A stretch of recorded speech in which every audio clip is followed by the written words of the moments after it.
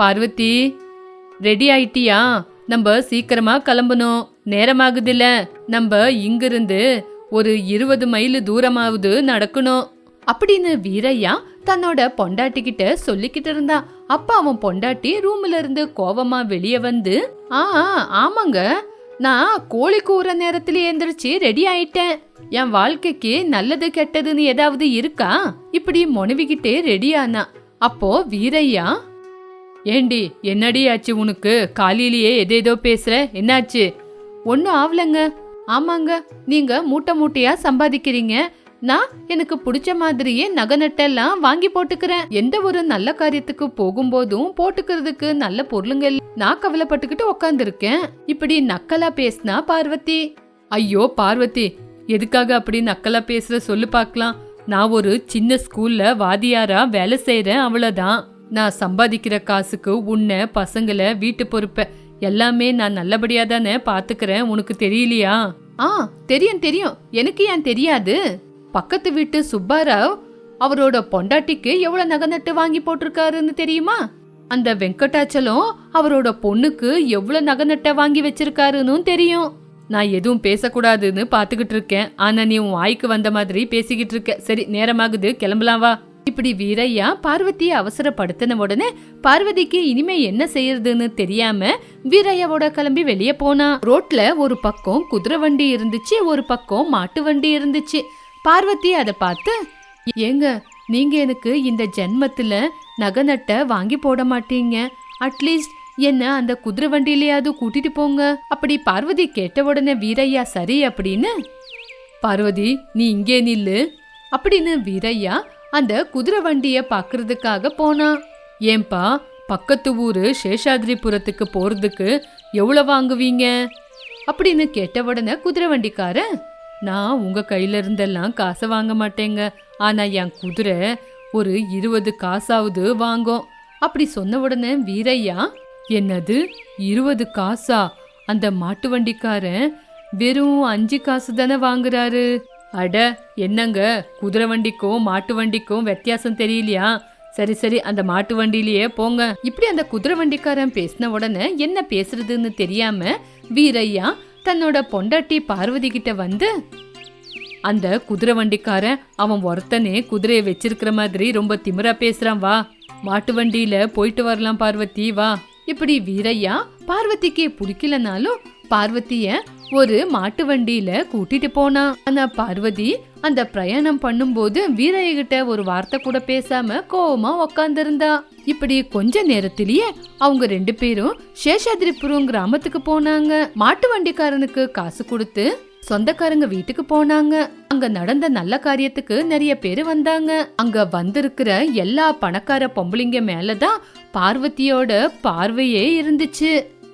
இந்த உலகத்துல எல்லாரோட வாழ்க்கையும் தங்கத்துல நிறைஞ்சு இருக்கு, என்னோட வாழ்க்கையை தவிர. இப்படி பார்வதி யோசிச்சுக்கிட்டு இருக்கும்போது அவளோட தூரத்து சொந்தமான பவானி அவளை தேடி வந்தா. அந்த பவானி பெரிய பணக்காரி ஆனதுனால அவளோட உடம்பு முழுக்க நகையா இருந்துச்சு. பார்வதி, எவ்வளோ நாளாச்சு உன்னை பார்த்து, எப்படி இருக்க? நான் நல்லாதான் இருக்கேன். இப்படி பவானிய மேல இருந்து கீழே வரைக்கும் பார்த்து கேட்டா பார்வதி. பவானி, நீ எவ்வளோ மாறி போயிட்டடி, புது புடவை, நகை நட்டு அப்படின்னு சொன்ன உடனே பவானி சிரிச்சுக்கிட்டே, அட இது கொஞ்ச நகைதான், நீ இதுக்கே இப்படி சொல்றியே, என் வீட்டுக்கு வந்து பார்த்தா இன்னென்ன சொல்லுவ? பவானி, உன் வீடு அவ்வளோ நல்லா இருக்குமா, ஒரு தடவை என்ன கூட்டிட்டு போறியா? எப்பவும் எதுக்கு, இப்பவே கூட்டிட்டு போறேன், வா. இதோ இங்கதான் பக்கத்துல என் வீடு, வா, இப்படி போயிட்டு அப்படி வந்துடலாம். இப்படி பவானி பார்வதிய அவளோட வீட்டுக்கு கூட்டிட்டு போறதுக்காக குதிரை வண்டிய வர சொன்னா. குதிரை வண்டி ரொம்ப அழகா இருந்துச்சு. அத பார்த்த பார்வதி, அட இந்த குதிரை வண்டி எவ்வளவு அழகா இருக்கு, இவ்வளவு அழகான குதிரை வண்டிய இது வரைக்கும் நான் பார்த்ததே இல்ல. இந்த குதிரை வண்டியா? இந்த குதிரை வண்டிய என்னோட வீட்டுக்காரு என்னோட பர்த்டேக்கு கொடுத்தாரு. இப்படி பவானி பார்வதியும் 2 பேரும் பேசிக்கிட்டே பவானியோட வீட்டுக்கு வந்து சேர்ந்தாங்க. பவானியோட வீடு இந்திரயுக மாதிரி இருந்துச்சு. அத பார்த்து பார்வதிக்கு வார்த்தையே வரல. பவானி, உன்னோட வீடு எவ்வளவு நல்லா இருக்கு, இந்திரலோக மாதிரி இருக்கு. இத பார்த்தே இப்படி சொல்றியா? சரி வா, உள்ள போய் காட்டுறேன், வா. இப்படி பவானி பார்வதிய வீட்டுக்குள்ள கூட்டிட்டு போன உடனே பார்வதி பவானியோட வீட்டை பார்த்து ஆச்சரியப்பட்டா. பவானி அவளோட வீட்ல இருக்கிற விலை உயர்ந்த பொருளுங்களை காட்டிட்டு அதுக்கப்புறம் மறுபடியும் கல்யாணம் நடக்கிற அந்த வீட்டுக்கு கூட்டிட்டு வந்துட்டா. கூட்டிட்டு வந்ததுக்கு அப்புறம் அன்னைக்கு சாயங்காலம் தன்னோட வீட்டுக்கு போறதுக்கு முன்னாடி மறுபடியும் மாட்டு வண்டிய கூப்பிட்ட உடனே பார்வதி கோவமா, என்னங்க மறுபடியும் மாட்டு வண்டிய கூப்பிடுறீங்களா? எல்லாரும் குதிரை வண்டியில போறாங்க. அங்க பாத்தீங்களா, எல்லாரும் குதிரை வண்டியில தான் வீட்டுக்கு போறாங்க. அவங்க முன்னாடி நீங்க என்ன மாட்டு வண்டியில கூட்டிட்டு போறீங்களா? எனக்கு அவமானமா இருக்கு. மாட்டு வண்டியில கூட்டிட்டு போனா நான் வரமாட்டேன். இப்படி பார்வதி அடம் பிடிச்சதுனால வீரையா என்ன பண்றதுன்னு தெரியாம குதிரை வண்டியே பேசி வீட்டுக்கு கூட்டிட்டு வந்தான். பார்வதி வீட்டுக்கு வந்து அவளோட வீட்டை பார்த்து, இந்த பவானியோட வீட்டு முன்னாடி என் வீடு பிச்சைக்கார வீடுதான். அவ பணக்காரி, வெறும் நகை நட்டு தான் இருக்கும் அப்படின்னு யோசிச்சா வீட்டுக்குள்ள எவ்வளோ பொருளை வச்சிருக்கா. எப்படி ஆனாலும் சரி, வாழ்ந்தா அப்படி வாழணும். அப்படி பார்வதி யோசிச்சு அதுக்கேத்த மாதிரி மறுநாள்ல இருந்தே வீரையவுக்கு தொந்தரவு கொடுத்துக்கிட்டு இருந்தா. ஏங்க, நான் புது புடவை வாங்கி எவ்வளோ நாளாச்சு, எனக்கு புது புடவை வேணும் அப்படின்னு கேட்டுக்கிட்டே இருந்தா. அப்போ வீரையா, அட என்ன பார்வதி, எதுக்காக இப்ப புடவை? நடுவுல இப்ப கல்யாணம் கூட இல்லையே. என்னங்க, பண்டிகை இருந்தாதான் புது புடவை வாங்கி கொடுக்கணுமா என்ன? நீங்க நேத்து அங்க பாத்தீங்கல்ல எல்லாரும் எவ்வளவு நல்ல புடவை கட்டியிருந்தாங்கன்னு. ஏன் புடவைய பாத்தீங்களா எவ்வளவு பழசா இருக்குன்னு? எனக்கு அதெல்லாம் தெரியாதுங்க. எனக்கு இப்போ புது புடவை வேணும், அவ்வளவுதான். இப்படி பார்வதி வீரையவுக்கு தொந்தரவு கொடுத்ததுனால என்ன பண்றதுன்னே தெரியாம பட்டணத்துக்கு வீரையா கூட்டிட்டு போய் பார்வதிக்கு புது புது புடவை வாங்கி கொடுத்தான். அத பார்த்து வீரையா, பார்வதி அவ்வளவு விலை இருக்கிற புடவை நம்மளுக்கு என்னத்துக்கு? என்னங்க பண்றது, நான் எது தொட்டாலும் விலை இருக்கிற புடவைங்க தான் கண்ணுக்காகப்படுது. அப்படி சொல்லி பார்வதி அங்க இருக்கிற விலை அதிகமா இருக்கிற புடவைய தான் பார்த்தா. அதுக்கப்புறம் அவங்க வீட்ல பெரிய பீர்வா அப்படின்னா எதுவுமே இல்லைன்னு, அப்பப்பப்பா இந்த வீட்ல ஒரு நல்ல காட்ரேஜ் கூட இல்ல. ஏங்க, எனக்கு புது காட்ரேஜ் வேணுங்க. பீர்வாவா? இப்ப எதுக்கு? இப்ப நம்மளுக்கு காட்ரேஜோட தேவை என்ன இருக்கு? என்ன தேவையா? என்னங்க சொல்றீங்க? எல்லாரோட வீட்ல எவ்வளவு பொருளுங்க இருக்கு அப்படின்னு. இப்படி பார்வதி வீரையா கிட்ட அவ வீட்டுக்கு தேவையான ரொம்ப காஸ்ட்லியான பொருளுங்களை வாங்கி போட்டா. வீரையா சேர்த்து வச்ச காசு நிதானமா காலியாச்சு. பார்வதி மட்டும் மத்தவங்களுக்கு போட்டா பொட்டி போட்டு போட்டு நிறைய பொருளுங்களை வாங்கி வச்சா. அத பார்த்த வீரையா, பார்வதி மரத்துக்கு ஏத்த மாதிரி தான் காத்து இருக்கணும். சின்ன மரமா இருந்தாலும் அதிகம் காத்து வேணும் அப்படின்னா அந்த மரம் வளராம விழுந்துதான் போகும். எப்படி இருந்தாலும் நீங்க வாத்தியாரு தானே, சொல்ல சொன்னா இந்த மாதிரி நிறைய டைலாக சொல்லுவீங்க. இப்படி பவானி வீரையாவோட பேச்சையே கேட்டுக்கிட்டு இருக்கல. இப்படி கொஞ்ச நாளுக்கு அப்புறம் வீரையா இருந்தாப்புல இருந்து வீட்ல ஒரு நாள் நடந்து போகும்போது மயக்கம் போட்டு கீழே விழுந்துட்டான். பார்வதி அவனை கூட்டிட்டு போய் ஒரு ஹாஸ்பிட்டல்ல சேர்த்து விட்டான். டாக்டர் வீரையாவை சோதிச்சு பார்த்து, பாருமா, உங்க வீட்டுக்காருக்கு தலையில ஒரு பெரிய கட்டி இருக்கு, உடனடியா அத ஆபரேஷன் பண்ணணும் அப்படின்னு சொன்ன உடனே பார்வதிக்கு என்ன பண்ணணும்னு தெரியாம, அப்படி சொல்லாதீங்க, நீங்க தான் எங்க வீட்டுக்கார எப்படியாவது காப்பாத்தணும்.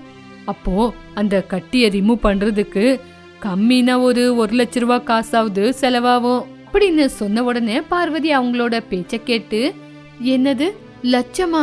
இவ்வளோ கஷ்டப்படுற குடும்பத்துக்கு 1 லட்ச ரூபாய் அப்படின்னா எங்க இருந்துங்க நான் கொண்டு வந்து கொடுக்கறது? இங்க பாருமா, நம்ம கையில ஒண்ணுமே இல்ல. 1 லட்ச ரூபாய் இருந்தா கூட்டிட்டு வாங்க அப்படின்னு டாக்டர் சொன்ன உடனே பார்வதி அந்த காசுக்காக எவ்வளோ பேருகிட்ட போய் கேட்க ஆரம்பிச்சா. ஆனா யாருமே கொடுக்கல. அப்போ பார்வதி தன்னோட வீட்ல இருக்கிற விலைவாசியான பொருளுங்களை விக்கலாம் அப்படின்னு பெரிய பிளான் போட்டா. ஐயோ, நான் அவர்கிட்ட ரொம்ப விலை உயர்ந்த பொருளுங்களை வாங்கி போட்டிருக்கேன். கடன்காரங்களுக்கு கடன் கட்டணும், என்னதான் பண்றதோ இப்படி சொல்லி ரொம்பவே கவலைப்பட்டா. அப்போ அவ வேலை செய்யற அந்த விஷயம் தெரிஞ்சு நிறைய பேரு அவங்க கையிலான காசை கொண்டு வந்து வீரையாவுக்கு வைத்தியம் செஞ்சாங்க. இப்படி கொஞ்ச நாள்லயே வீரையா நல்ல சரியாயிட்டான். என்ன மன்னிச்சிடுங்க, நீங்க எவ்வளவுதான் சொன்னாலும் நான் தான் உங்க பேச்சு கேட்காம சும்மா உங்க கையில இருந்து காசு செலவு பண்ண வச்சிட்டேன் அப்படின்னு கவலைப்பட்டுக்கிட்டு இருந்தா. அப்போ வீரையா, பார்வதி அதுக்குதான் நான் உனக்கு நேத்தே சொன்னேன், எல்லா மரத்துக்கும் ஒரே மாதிரி தான் காத்துன்னு இப்பவாவது உனக்கு புரியுதா? நம்மள மாதிரி ஜனங்களுக்கு இந்த மாதிரி பெரிய புயல் மழைன்னு வந்திருந்தா என்ன ஆயிருக்கும்? அப்படி சொன்னான் வீரையா. இப்படி அன்னையிலிருந்து பார்வதி தன்னோட கோரிக்கைய அந்த பக்கம் வச்சு தன்னோட புருஷன் சொன்ன மாதிரி வாழ்க்கையை நடத்தினா. இதுதான் இன்னையோட கதை. மறுபடியும் ஒரு நல்ல கதையோடு சந்திக்கலாம். விஜயபுரம் அப்படிங்கிற கிராமத்துல சீத்தையா கோபாலம் அப்படின்னு இருந்தாங்க. அவங்க 2 பேரும் எப்பவுமே அந்த ஊருக்கு பக்கத்துல இருக்கிற காட்டுக்கு போய் விறகு வெட்டி அதை வித்து பணத்தை சம்பாதிச்சாங்க. சீத்தையா காலையில சீக்கிரமா எந்திரிச்சு கோபாலம் வீட்டுக்கு போய் கோபாலம் கோபாலம் அப்படின்னு வீட்டுக்கு வெளியே நின்னு கோபாலத்தை கூப்பிட்டுக்கிட்டு இருந்தான். கோபாலம் இன்னும் சோம்பேறியா படுத்து தூங்கிக்கிட்டு இருந்தான். கோபாலம், காட்டுக்கு போற நேரமாயிடுச்சு, இன்னும் படுத்து தூங்குனா எப்படி? வா அப்படின்னு சத்தம் போட்டு கூப்பிட்டான். கோபாலம் எந்திருக்க முடியாம எந்திரிச்சு, ஐயோ விடிய காலையிலேயே வந்துட்டியா, கொஞ்ச நேரம் என்ன தூங்க கூட விட மாட்டேங்கிறான் அப்படின்னு சீத்தையா கிட்ட வந்தான். காட்டுக்கு போனல, எப்ப பார்த்தாலும் சோம்பேறியா தூங்கிக்கிட்டு இருந்தா எப்படி கோபாலம்? ஐயோ சுப்பையா, காலையிலேயே உன் சுப்பிரபாத்தத்தை ஆரம்பிச்சிட்டியா? எப்ப பார்த்தாலும் சொன்னதையே சொல்லிக்கிட்டு. அப்படி இல்ல கோபாலம், காலையில சீக்கிரமா போனா மத்தியானத்துக்குள்ள வீட்டுக்கு வந்துடலாம். அதுக்கப்புறம் பட்டணத்துக்கு போய் அதை வித்து 4 காசு சம்பாதிக்கலாம்ல. நம்ம லேட்டா காட்டுக்கு போனா எப்ப காட்டுக்கு போய் விறகு வெட்டுறது, அதை கொண்டு போய் பட்டணத்துல விக்கிறதப்போ சொல்லு பார்க்கலாம். ஐயோ சீத்தையா, சாதாரணமா இருக்கிற அந்த விறகு வெட்டி நம்ம என்ன கோடீஸ்வரனா ஆக போருமா சொல்லு அப்படின்னு கோபாலம் பொறுப்பே இல்லாம பேசுனா. சரி சரி, நான் உனக்கு எதுவுமே சொல்ல மாட்டேன், நீ போய் உன்னோட கொடாலிய கொண்டு வா அப்படின்னு சீத்தையா சொன்ன உடனே கோபாலம் உள்ள போய் கொண்டு வந்தான். இப்படி 2 பேருமே கிளம்பி காட்டுக்கு விறகு வெட்டுறதுக்காக வந்தாங்க. கோபாலம், நீ இந்த மரத்தை வெட்டு, நான் அதோ அந்த பெரிய மரத்தை போய் வெட்டுறேன். ஆ சரி சரி அப்படின்னு கோபாலம் சீத்தையா காட்டுன மரத்துக்கிட்ட போய் விறகு வெட்ட ஆரம்பிச்சான். சீத்தையா அவனோட மரத்துக்கிட்ட வந்து, அம்மா, என்னோட குடும்பத்துக்காக, எனக்காக, என் வயித்தை நிறைக்கிறதுக்காக உனக்கு வலி கொடுக்கறேன், என்ன மன்னிச்சிடு தாயே அப்படின்னு சீத்தையா அந்த மரத்துக்கிட்ட மன்னிப்பு கேட்டு அதை வெட்ட ஆரம்பிச்சான். இப்படி கொஞ்ச நேரத்துக்கு அப்புறம் தனக்கு தேவையான விறகு எல்லாம் வெட்டி ஆனதுக்கு அப்புறம் தன்னோட பையிலிருந்து சின்ன சின்ன செடிங்களை எடுத்து அங்க நட்டுட்டு அந்த செடிங்களுக்கு தண்ணிய ஊத்திட்டு, அம்மா அம்மா, நான் உன்னை வெட்டிட்டேன், அதுக்குதான் என்னோட காணிக்கை இது அப்படின்னு செடிங்களை நெட்டு வச்சான். அட, கோபாலம் எங்க போயிட்டான்? சத்தமும் காணோம், ஆளும் காணோம் அப்படின்னு சொல்லி சீத்தையா கோபாலத்தை தேடும்போது சீத்தையா அங்கேயே மரத்துக்கடியில படுத்து தூங்கிக்கிட்டு இருந்தான். சீத்தையா கோபாலத்தை பார்த்து, கோபாலம் கோபாலம் சீத்தையா கூப்பிடுற சத்தத்தை கேட்டு எந்திரிச்சு, என்ன சீத்தையா குடி முழுகுன மாதிரி கத்துற? சரி என்னாச்சு? நான் உன்னை இந்த மரத்தை வெட்டி விறகு எடுத்துட்டு வா அப்படின்னு சொன்னா நீ இங்கே படுத்து தூங்கிக்கிட்டு இருக்கியா? ஏன் கோபாலம் இப்படி பண்ற? வீட்டுல உன்னோட பொண்டாட்டி பசங்க நீ 4 காசு சம்பாதிச்சு கொண்டு வருவேன்னு காத்துக்கிட்டு இருப்பாங்க, நீ பார்த்தா இங்க படுத்து தூங்கிக்கிட்டு இருக்க அப்படின்னு சீத்தையா கோபாலத்தை பிடிச்சு திட்டிக்கிட்டு இருந்தான். சீத்தையா, இன்னைக்கு என்னால வேலை செய்ய முடியாது, இன்னைக்கு வேலை நாளைக்கு வேலை ரெண்டும் சேர்ந்து நாளைக்கு செய்யறேன் பாரு அப்படி சொன்னா கோபாலம். சீத்தையா கோபாலத்தை பத்தி தெரிஞ்சு எதுவுமே பேசாம அங்கிருந்து கிளம்பி சீத்தையா பட்டணத்துக்கு போனான். சீத்தையா, உன் கூட சேர்ந்து நானும் பட்டணத்துக்கு வரேன் அப்படின்னு சொன்னான். அப்ப சீத்தையா சரி வா அப்படின்னு சொல்லி சீத்தையா கோபாலத்தை தன்னோட சேர்ந்து பட்டணத்துக்கு கூட கூட்டிட்டு போனான். சீத்தையா தான் கொண்டு போன விறக பட்டணத்துல வித்துட்டு காசை எடுத்துக்கிட்டு வீட்டுக்கு வரலான்னு வந்தான். அப்போ கோபாலம், சீத்தையா சீத்தையா, இன்னைக்கு நான் காட்டுல எந்த வேலையும் செய்யல, வீட்டுல என்னோட பொண்டாட்டி பசங்க நான் 4 காசு கொண்டு வருவேன்னு காத்துக்கிட்டு இருப்பாங்க, அதனால எனக்கு 2 காசு கொடு, நாளைக்கு காசை திருப்பி கொடுத்துட்றேன் அப்படின்னு கோபாலம் சொன்ன உடனே சீத்தையா, பாரு கோபாலம், நீ எப்பவுமே இப்படிதான் சொல்ற, ஆனா காசை திருப்பி கொடுக்கவே மாட்டேங்கிற. இப்படி கோபாலத்துக்கு 2 காசை கொடுத்தான். இப்படி ஒவ்வொரு நாளும் சீத்தையா விறகு வெட்டி அதை கொண்டு போய் வித்து எப்பவுமே கோபாலத்துக்கு 2 காசை கொடுத்துக்கிட்டே இருந்தான். ஆனா கோபாலம் மட்டும் வேலையே செய்யாம சோம்பேறியா படுத்து தூங்கிக்கிட்டு இருந்தான். ஒரு நாள் சீத்தையா காலையில சீக்கிரமா எந்திரிச்சு கோபாலத்தை பாக்குறதுக்காக வீட்டுக்கு வந்து, கோபாலம் கோபாலம் கோபாலம் தன்னோட சோம்பேறி தனத்தினால எந்திரிக்காம, சீத்தையா சீத்தையா இன்னைக்கு எனக்கு உடம்பு சரியில்லை, நான் வரமாட்டேன், நீ போயிட்டு வா. அப்படி கோபாலம் சொன்ன உடனே சீத்தையா அவன் வேணும்னு தான் அப்படி சொல்றான்னு புரிஞ்சுக்கிட்டு அங்கிருந்து கிளம்பி காட்டுக்கு போயிட்டாரு. எப்பவும் போல அந்த காட்டு தாய்க்கு கையெடுத்து கும்பிட்டு விறகு வெட்டலாம் அப்படின்னு விறகு வெட்ட ஆரம்பிக்கும் போது சீத்தையாவோட கொடாலி உடைஞ்சு போச்சு. அத பார்த்து சீத்தையா ரொம்பவே கவலைப்பட்டு, கவலையா, ஐயோ நான் கொண்டு வந்த கொடாலி உடைஞ்சு போச்சு, இப்ப நான் என்ன பண்றது? இப்படி சீத்தையா அழுந்துகிட்டு அந்த மரத்தை பிடிச்சுக்கிட்டு கவலைப்பட்டுக்கிட்டு இருக்கும்போது அந்த மரத்துல இருந்து ஒரு குரல் கேட்டுச்சு.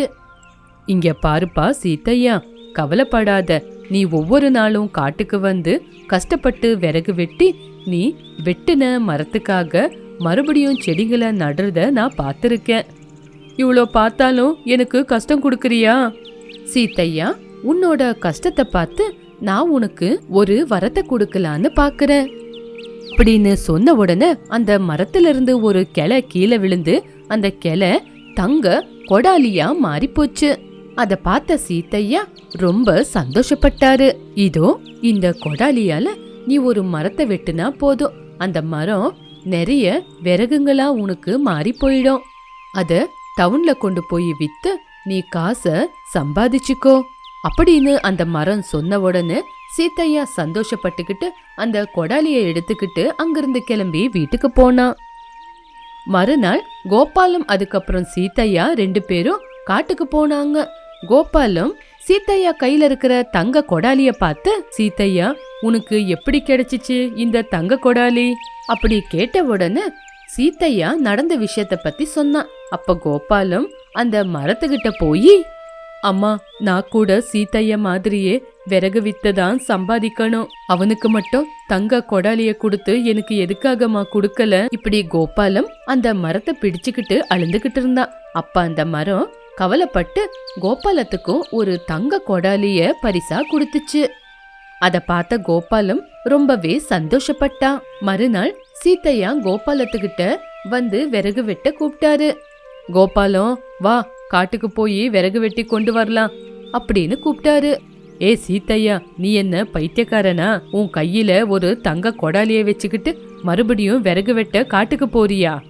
நம்ம இந்த தங்க கொடாலிய வித்து சந்தோஷமா இருக்கலாம் அப்படின்னு சொன்னான். அப்போ சீத்தையா, பாரு கோபாலம், என்னோட பேச்ச கேளு, என் பேச்ச கேட்டு விறகு வெட்டவா, நம்ம கஷ்டப்பட்டு விறகு வெட்டி தான் நம்மளோட குடும்பத்தை காப்பாத்தணும். இப்படி சீத்தையா கோபாலத்துக்கு நல்ல புத்தி சொல்லலான்னு எவ்வளவுதான் பார்த்தாலும் அவனுக்கு உரைக்கவே இல்ல.